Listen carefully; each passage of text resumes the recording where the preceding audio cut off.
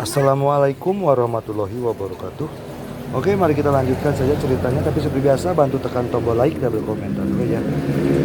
Bab 1189, Diam, bunuh kelompok lainnya. Mendengar kata-kata Zhou Fan, Yuan Xiang terkejut dan berkata dengan suara gemetar, "Yang mulia." Zhou Fan berkata, "Lakukan seperti yang diperintahkan." Setelah berkata demikian, dia berbalik dan pergi. Di tempat itu, Yuan Xiang terdiam beberapa saat, menarik napas dalam-dalam, berbalik dan pergi. Akibatnya, hampir 10.000 orang terbunuh di wilayah Zhou Agung, dan hampir 100 keluarga dan sekte bangsawan dimusnahkan. Dua penindasan berdarah besi membawa perdamaian ke seluruh Zhou Agung. Sejak saat itu, tidak ada lagi suara yang menentang di dalam Zhou Agung. Kali ini, pembantaian Zhou Fan secara langsung membuat seluruh Zhou Agung ketakutan. Di jalanan, Ye An membawa Ye Guan dan Zhang Gang dan berjalan perlahan di jalan. Ibu kota Zhou Agung sangat makmur, tidak lebih buruk dari kota Guangxuan. Ada banyak mobil dan orang yang datang dan pergi, dan suasananya sangat ramai. Zhang Gang mengikuti Ye Guan dan sesekali melirik Ye An. Ye An membawa Ye Guan dan Zhang Gang ke pavilion Xiambao. Begitu mereka tiba di pintu pavilion Xiambao, seorang lelaki tua berjubah hitam keluar untuk menyambut mereka. Dia tampak hormat dan membungkuk dalam-dalam. "Halo, Nona muda."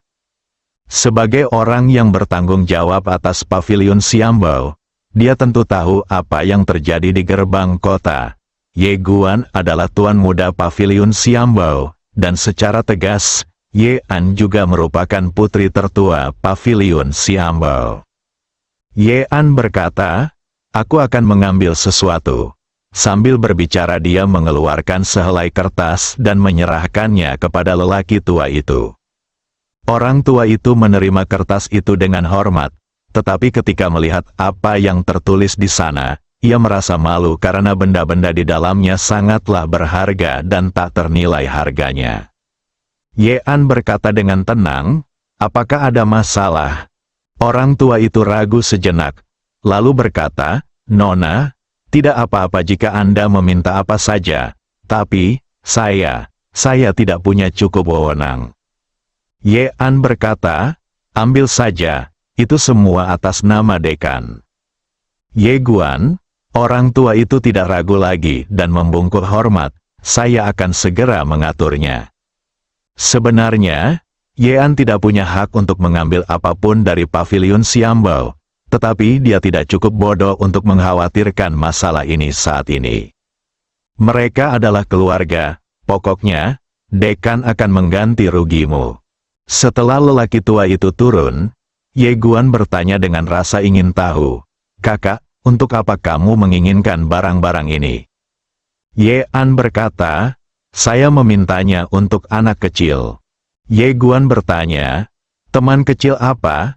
Ye An berkata, "Teman Xiao Bai bernama Xiao Linger. Dia sedang meneliti sesuatu baru-baru ini dan membutuhkan banyak bahan." Linger kecil, Ye Guan ingin menanyakan hal lain. Tetapi pada saat ini, Yuan Xiang tiba-tiba muncul di depan mereka bertiga. Yuan Xiang membungkuk sedikit kepada Ye An dan berkata, "Nona An, Yang Mulia mengundang Anda." Ye An berkata, "Makan sekarang?" Yuan Xiang tersenyum tipis. "Ya, makan malam sudah siap." Ye An berkata, "Manajer pavilion Xiambao sedang menyiapkan materi untuk saya. Saya akan menunggunya." Yuan Xiang tersenyum dan berkata, "Jangan khawatir, Nona An, saya akan mengantarkannya sendiri kepada Anda saat waktunya tiba." Mendengar ini, Ye An mengangguk, "Ayo pergi." Begitu saja, di bawah pimpinan Yuan Xiang, beberapa orang datang ke istana Kekaisaran Dazhou. Sekarang istana Kekaisaran Dazhou telah diperluas dan sangat megah. Ye Guan dan dua orang lainnya mengikuti Yuan Xiang ke sebuah aula besar. Hal pertama yang menarik perhatian mereka adalah langit-langit yang menjulang tinggi dan megah serta lampu gantung yang megah. Lampu gantung itu tidak seperti lampu di Bima Sakti, tetapi bertahtakan beberapa permata bercahaya khusus. Lampu itu sangat indah dan spektakuler. Di bawah cahaya lampu gantung yang bertahtakan permata ini, seluruh aula tampak lebih indah. Di dinding-dinding di sekitarnya, terdapat mural-mural indah yang ditata. Mural-mural ini juga memancarkan fluktuasi energi yang samar. Jelas, mural-mural ini bukanlah mural biasa. Seluruh aula benar-benar megah dan keemasan. Yean melihat sekeliling dan tersenyum, sungguh pemandangan yang luar biasa. Ye Guan tidak mengatakan apapun. Makam itu memandang sekelilingnya dengan rasa ingin tahu. Setelah melewati sebuah koridor, mereka tiba di sebuah aula yang lebih kecil. Dibandingkan dengan aula sebelumnya, aula ini jauh lebih kecil dan tidak seindah aula sebelumnya. Aula ini hanyalah aula yang sangat sederhana dengan hanya deretan rak buku yang penuh dengan buku-buku kuno dan sebuah meja. Saat ini, ada 7 atau 8 lauk pauk di atas meja. Zhou Fan berdiri di depan meja. Saat ini, dia tidak mengenakan jubah naga, melainkan jubah putih sederhana. Penampilannya tidak seserius sebelumnya, tetapi lebih anggun dan cantik. Zhou Fan tersenyum dan berkata, "Hari ini adalah makan malam keluarga, jadi mari kita buat sederhana saja." Yean mengangguk. "Itulah yang aku inginkan." Zhou Fan berkata, "Silakan duduk." Yean mengajak Ye Guan dan Zhang Gang untuk duduk. Makanan di meja bukanlah makanan lezat dari darat atau laut, tetapi beberapa hidangan rumahan yang sederhana. Zhou Fan berkata, "Saya telah mengirim orang untuk mengambil alih benua terbengkalai. Benua itu memang tidak lagi cocok untuk bertahan hidup. Saya telah mengatur benua baru untuk mereka. Selanjutnya, Akademi akan membantu mereka bermigrasi ke rumah baru mereka." Ye Guan tiba-tiba berkata, "Mungkin ada banyak hal serupa di seluruh alam semesta Guangxuan." Zhou Fan meliriknya dan mengangguk sedikit. Hal semacam ini terjadi karena metode Guangxuan kita belum cukup populer, dan banyak orang yang mengambil risiko. Ye Guan menggelengkan kepalanya. Ini hanya salah satu alasannya. Ada alasan lain, yaitu hukuman Akademi Guangxuan terlalu ringan sekarang. Zhou Fan menatapnya. Tetapi jika hukumannya terlalu berat, tidak akan baik jika ada yang memanfaatkannya. Ye Guan mengangguk pelan. "Kau benar, tapi sekarang Akademi Guangxuan baru saja dimulai. Jika kita tidak menggunakan hukuman berat, akan sulit untuk mengejutkan semua orang." Zhou Fan memikirkannya, lalu berkata, "Tetapkanlah seperangkat hukuman khusus. Serangkaian hukuman ini berada dalam lingkup hukum Guangxuan. Akan tetapi, hanya orang-orang khusus yang dapat melaksanakan serangkaian hukuman ini, dan orang khusus ini haruslah orang yang dapat dipercaya." Selagi dia bicara, dia menatap Ye Guan lagi. Ye Guan tiba-tiba mengulurkan tangan dan mengusap kepala kecil gundukan kuburan di sampingnya, dan tersenyum tipis. Pandangan Zhou Fan juga tertuju pada gundukan kuburan. Melihat mata semua orang tertuju padanya, Zhang Gang melirik semua orang dan melanjutkan makannya. "Sejak mengikuti Ye Guan, saya bisa makan makanan lezat setiap hari." "Keren sekali." Ye Guan tiba-tiba menatap Yean. "Aku khawatir gadis ini mengikuti orang lain." Alis Yean sedikit mengernyit. "Kau ingin dia mengikutiku?" Ye Guan mengangguk. Zhang Gang tiba-tiba menaruh sumpit di atas meja. Dia menatap Ye Guan tanpa berkata apa-apa. Jelas saja dia tidak ingin mengikuti Yean. Yean merentangkan tangannya dan berkata, "Lihat, dia tidak mau mengikutiku. Jadi kamu harus mengurusnya sendiri." Menatap tatapan dingin Zhang Gang, Ye Guan berpikir sejenak, lalu mengangguk, "Kalau begitu ikutlah denganku." Zhang Gang kemudian menarik kembali pandangannya, mengambil sumpitnya dan melanjutkan makan. Zhou Fan melirik Ye Guan, lalu berkata, hukuman berat hanyalah solusi sementara, bukan solusi mendasar, kuncinya tetap hukum Guangxuan. Hanya ketika semua orang mematuhi hukum Guangxuan dari lubuk hati mereka, akar permasalahannya dapat dipecahkan. Ye Guan mengangguk. Apa yang kamu katakan masuk akal, tetapi tidak realistis untuk mengharapkan semua orang mematuhi hukum Guangxuan dari lubuk hati mereka. Hukuman berat adalah garis bawah terakhir dari hukum Guangxuan. Dia berhenti sejenak, lalu menambahkan, lebih baik bersikap sedikit lebih kejam.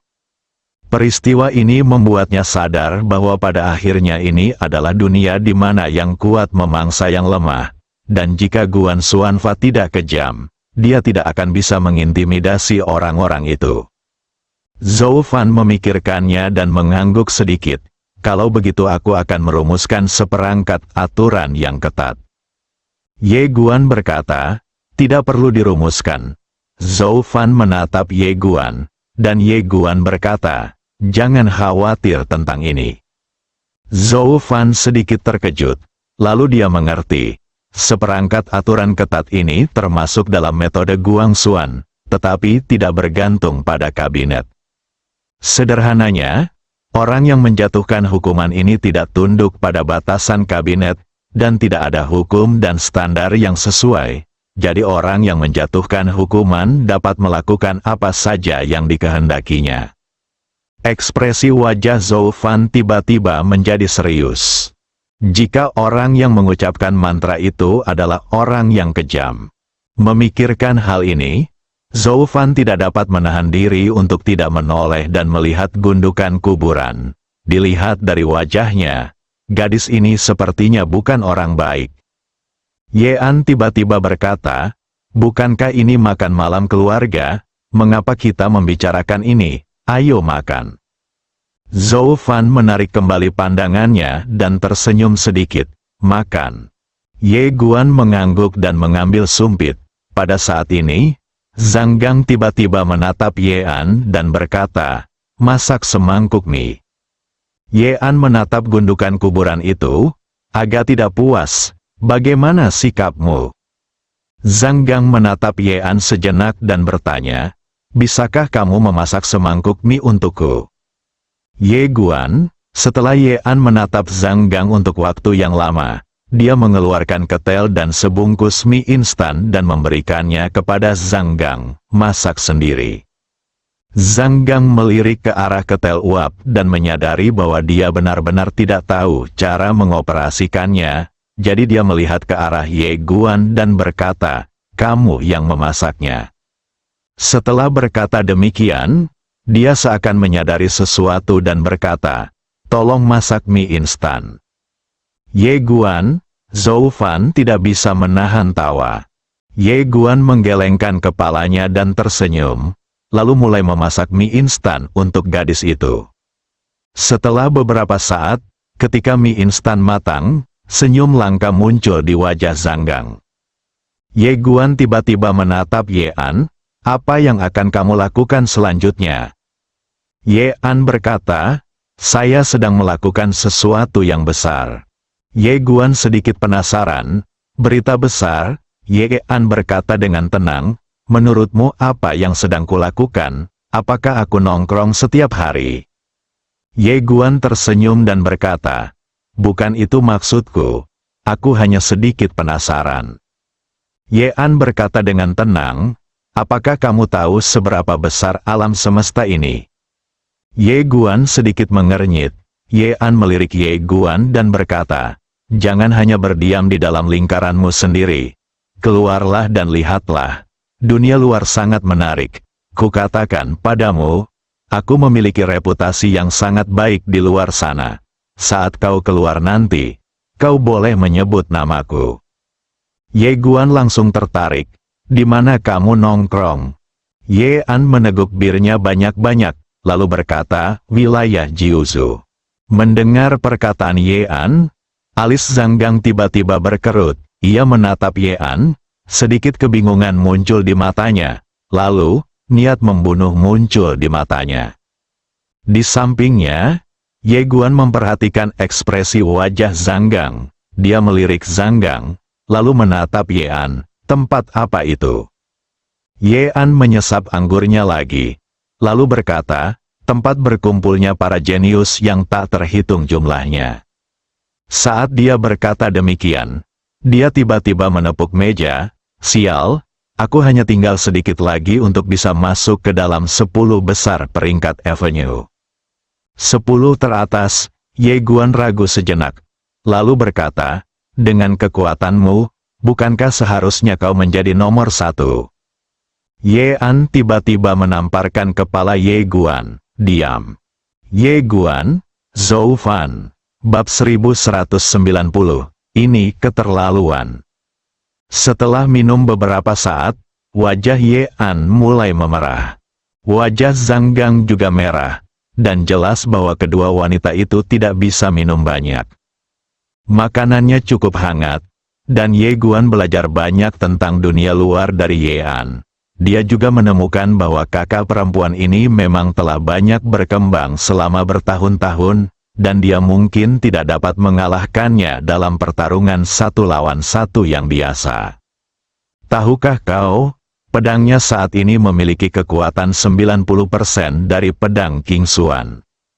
Dan Yean bahkan tidak berhasil masuk ke dalam 10 besar di wilayah Jiuzhou itu. Wilayah Kyushu, Ye Guan menggelengkan kepalanya dan tersenyum, berpikir bahwa memang sudah waktunya baginya untuk keluar dan melihat-lihat.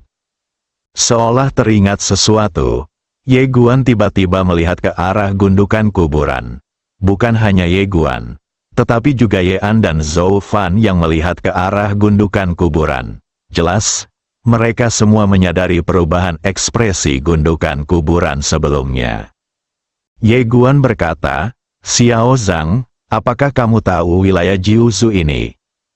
Zhang Gang menyesap anggurnya dan berkata, rasanya agak familiar. Tampak agak familiar, Ye Guan mengerutkan kening dan menatap Yean. Yean melirik gundukan tanah pemakaman, lalu mentransmisikan energinya yang dalam kepada Ye Guan.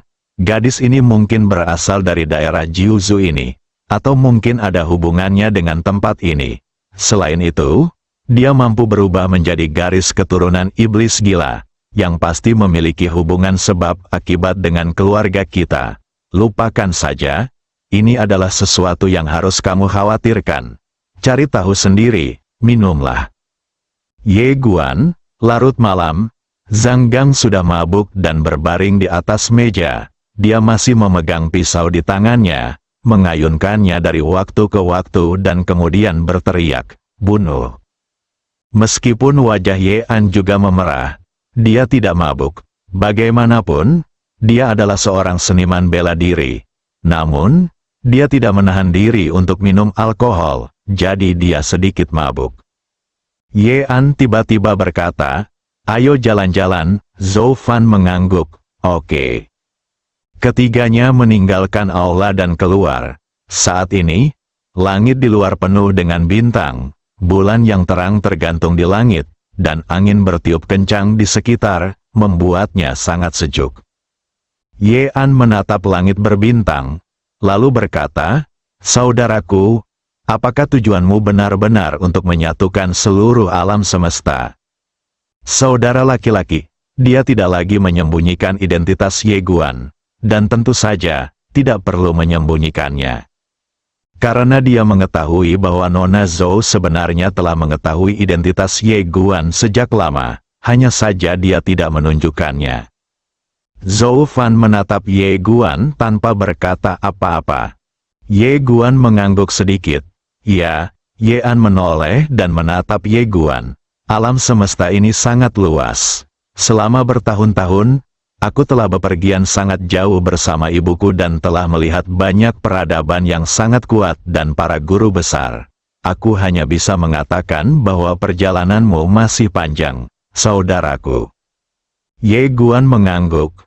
Aku tahu, Yean berkata, kakak iparku mengatakan sesuatu yang sangat tepat sebelumnya, yaitu, reputasimu saat ini tidak cukup terkenal, terutama di luar sana, kamu hampir tidak memiliki rasa keberadaan, dan, selama bertahun-tahun, sebagian besar peradaban yang telah ditaklukkan bersedia bergabung dengan alam semesta Guangxuan karena bibi dan ayahku.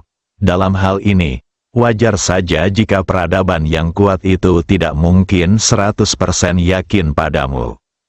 Sambil berkata demikian, dia menatap Ye Guan dan berkata sambil tersenyum, "Kakak, tidak keberatankah kalau aku bicara terus terang?" Ye Guan tersenyum dan berkata, "Aku tidak keberatan." Ye An mengangguk, "Kakak, maksudmu adalah kau bisa keluar dan mencoba peruntunganmu. Misalnya, daerah Jiuzhou adalah tempat yang cocok bagi kaum muda untuk mencoba peruntungan mereka. Di sanalah aku, kakak, benar-benar menyadari bahwa selalu ada orang yang lebih baik darimu dan selalu ada hal-hal yang lebih baik darimu." Ye Guan terdiam.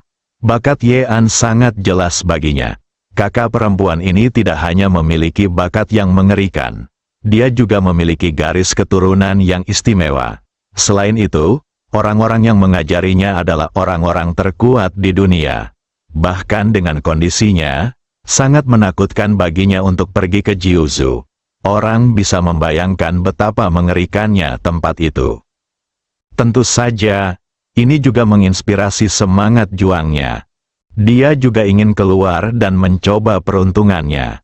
Temui para jenius dari setiap peradaban. Ye An tiba-tiba menoleh ke arah Ye Guan. "Aku pergi dulu, lanjutkan saja." Setelah berkata demikian, dia berubah menjadi seberkas cahaya senjata dan melesat ke angkasa, lalu menghilang ke dalam kedalaman langit dalam sekejap mata. Melihat Ye An pergi secepat yang dia katakan, Ye Guan tersenyum tipis. Kakak perempuan ini jauh lebih ceria dari sebelumnya. Dulu waktu ketemu Ye An, dia pendiam, tapi sekarang dia sangat ceria. Tentu saja, emosinya masih sedikit mudah tersinggung. Zhou Fan tiba-tiba bertanya, "Apa rencanamu selanjutnya?" Ye Guan menoleh ke arah Zhou Fan. "Apakah kejadian ini berdampak padamu?" Zhou Fan berkata, "Ya, tapi tidak besar. Faktanya, para pemimpin tertinggi dinasti Zhou Agung tahu betapa mengerikannya Ye Guan dan Akademi Guangxuan. Anda tahu, kepercayaan diri terbesar dinasti Zhou Agung saat ini adalah energi pedang di dalam dinasti Zhou Agung. Dapat dikatakan bahwa energi pedang ini adalah jimat keluarga kerajaan dinasti Zhou Agung. Namun, orang-orang di bawah tidak mengetahui hal ini. Dan ada alasan lain mengapa dia mampu menekan seluruh Zhou Agung, yaitu, sekte dan keluarga teratas di Zhou Agung semuanya mendukungnya, seperti Taoisme, Qitian, Yuan Xiang dan lainnya.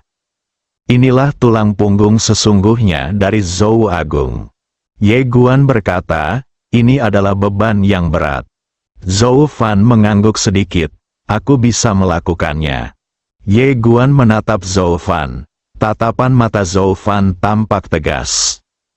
Ye Guan tersenyum, lalu meraih tangan Zhou Fan, dan mereka berdua berjalan perlahan menuju kejauhan.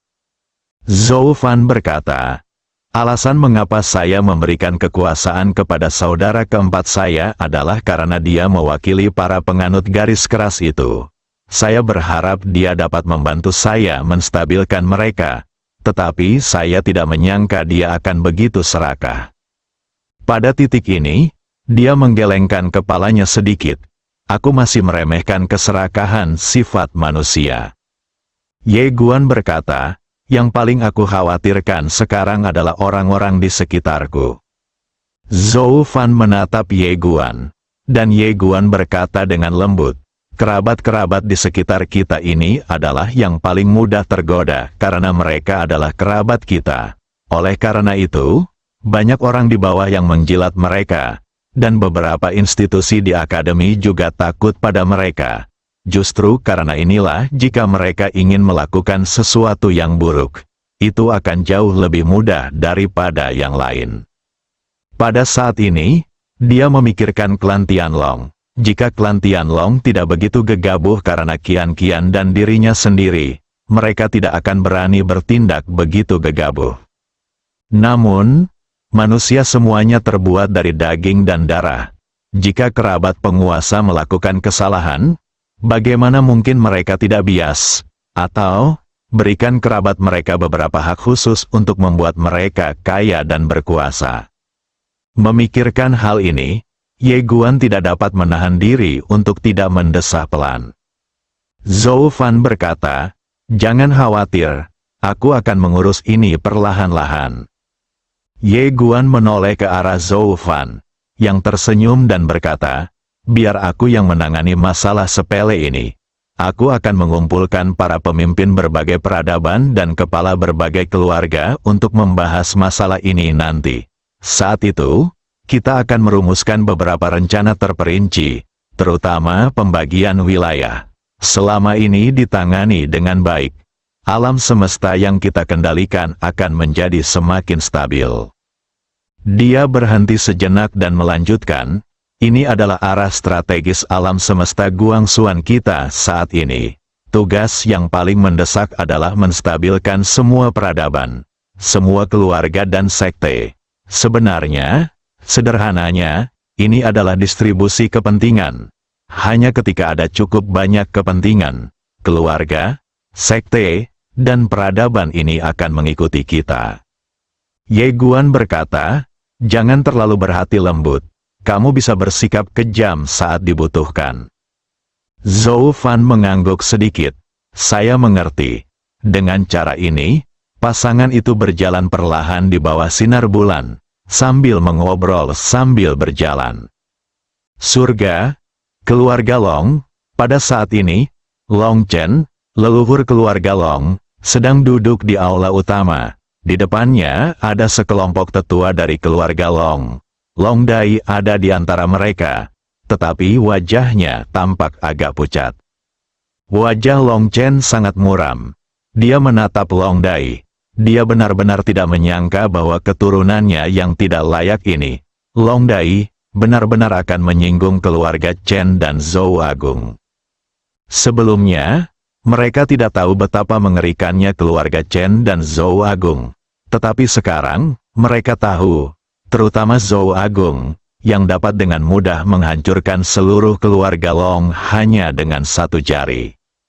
Namun kini, dia terus-menerus hidup dalam ketakutan setiap hari.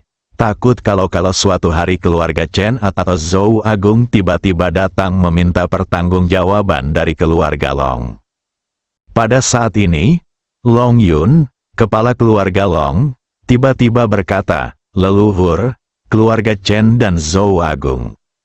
Begitu kata-kata ini keluar, semua orang di aula memandang Long Chen dengan ekspresi sangat gugup. Wajah Long Chen muram, dan dia berkata dengan marah, "Ini semua salah putrimu." Long Yun tidak berani berbicara. Long Dai juga menundukkan kepalanya dan tidak berani berbicara. Long Chen berkata dengan muram, "Baik itu keluarga Chen atau Zhou Agung, jika mereka ingin membunuh kita, itu hanya masalah sepatah kata. Aku sudah menghubungi seorang pengurus Zhou Agung. Dia akan segera datang, dan prioritas utama kita adalah mengeksekusi pelakunya untuk meredakan amarah mereka." Sambil berkata demikian, dia menatap Long Dai. Mendengar ini, semua orang di aula terkejut dan menatap Long Dai. Wajah Long Dai sepucat kertas, dan dia mengepalkan tangannya erat-erat. Dia tidak pernah menyangka bahwa leluhurnya sendiri akan benar-benar menyerahkannya. Kepala keluarga Long, Long Yun, berkata dengan tergesa-gesa, "Grandmaster, bagaimana Anda bisa mengeksekusi Daier? Dia ditipu oleh orang lain dan melakukan itu. Masalah ini." "Bodoh," Long Chen tiba-tiba berkata dengan marah. "Jika kita tidak mengeksekusinya, bagaimana kita bisa meredakan amarah keluarga Chen dan Zhou Agung?" Long Yun berkata dengan suara yang dalam, "Grandmaster, pada titik ini, bahkan jika Daier dieksekusi, keluarga Chen dan Zhou Agung tidak akan membiarkan masalah ini begitu saja. Long Chen menatap Long Yun. Bagaimana jika setelah dia dieksekusi, kemarahan keluarga Chen dan Zhou Agung menghilang? Long Yun menolak secara langsung. Tidak, Long Chen berkata dengan marah, sungguh keterlaluan. Saat dia berbicara, aura mengerikan menyelimuti Long Yun. Apakah kamu akan memberontak? Long Yun sedikit terengah-engah di bawah tekanan momentum ini. Tetapi tatapannya luar biasa tegas. Grandmaster, Dyer adalah putriku. Aku tidak akan membiarkan siapapun menyakitinya. Lancang, Long Chen meraung lagi, dan tekanan kuat melonjak dari tubuhnya.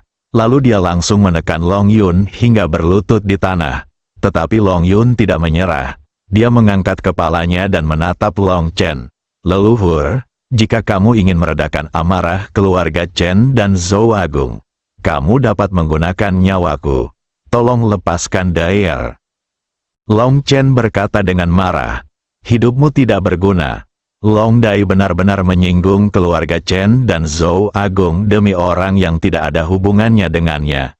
Mengapa kau masih melindungi orang bodoh seperti itu? Jika kau tidak membunuhnya, aku sendiri yang akan membunuhnya. Aura mengerikan tiba-tiba meletus dari tubuh Long Yun. Kemudian, dia berdiri tiba-tiba dan menatap Long Chen. Leluhur, aku ayah Dyer, aku akan melawan siapapun yang menyentuh Dyer sampai mati. Ini keterlaluan. Long Chen sangat marah, dan dia menamparkan Long Yun dengan keras. Long Yun memilih untuk melawan dan membalasnya secara langsung. Wah! Saat suara ledakan keras terdengar, Long Yun langsung terpental, dan akhirnya jatuh terguling-guling di luar pintu. Dia menyemburkan beberapa suap darah. Tidak hanya itu, lengan kanannya juga langsung retak.